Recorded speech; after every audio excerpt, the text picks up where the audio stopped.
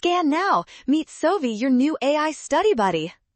Java logic can be tricky, but we will solve this code snippet together in seconds. Let's trace the variables and see what prints out.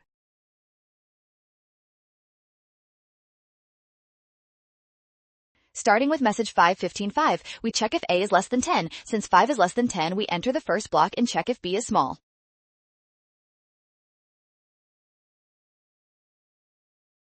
Because 15 is not less than 10, we skip printing X but still print Y from the outer block. Now we move to the second main if statement for variable C.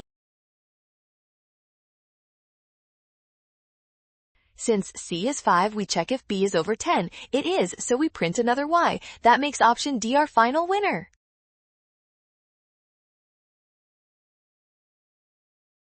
Well done! Scan the code to learn with Sovi. Watch signs and avoid rush. Trust given values and check steps for option D.